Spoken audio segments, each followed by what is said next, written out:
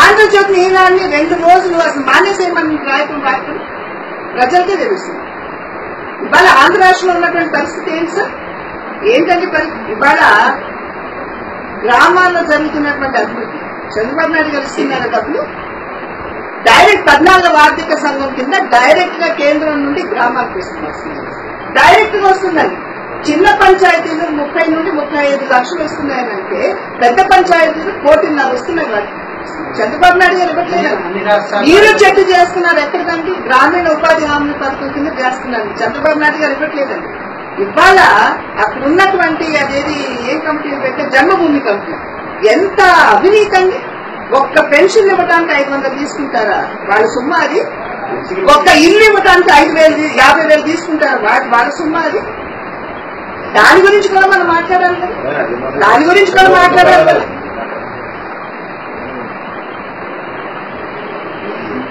అవినీతి ప్రతిష్టం నాకు కూడా చాలా ఎక్కువ ఇబ్బంది కాదు. మోడీ గారు వస్తే అట్లా కదా. 2 వైపులో మనం మాట్లాడాలి. ఇవాళ పట్టిసీమలో నేను కాదండి చెప్పింది, CAG controller and auditor general of India వాళ్ళు చెప్పినటువంటి విషయం ఏంటి? 350 కోట్ల రూపాయల అవినీతి దాంట్లో జరిగింది అంటున్నారు.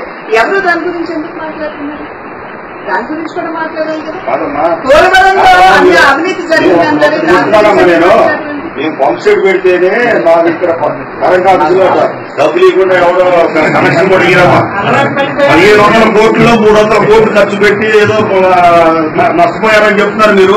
పట్టిసీమ వల్ల మనకి ఆంధ్రప్రదేశ్ లో ఎన్ని జిల్లాలు దాని వల్ల ఉపయోగపడి 1500 కోట్లమ్మా 1500 కోట్లకి దాన్ని 10 సార్లు ఇప్పటికి 100 సార్లు దాన్ని చూపిస్తున్నారు. కానీ అది కాదు మేము అడిగేది. మీరు ఇంకోటి అన్నారు సెంట్రల్ గవర్నమెంట్ డబ్బులు మనకేం ఎక్స్ట్రా ఇవ్వలేదమ్మా. మనకి ఇవ్వాల్సిన వాటా ప్రకారం మనం ప్రజలు కట్టిన పన్నుల్లో 40% మనకు రావాల్సిందే మనకి ఇస్తున్నారు. ఏది నీతి ఆయోగ్ వచ్చినాక ఆ డబ్బులతోనే అన్ని జరుగుతున్నాయి. మరి చంద్రబాబు నాయుడు గారి డబ్బులు కాదు, మోడీ గారి డబ్బులు కాదు, ప్రజల డబ్బులతోనే జరుగుతున్నాయి.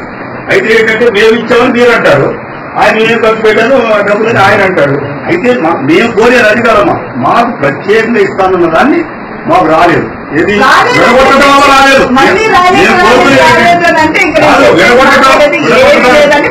విడగొట్టిన దాని వల్ల నష్టపోయిందానికి రాలేదని అడుగుతున్నాను.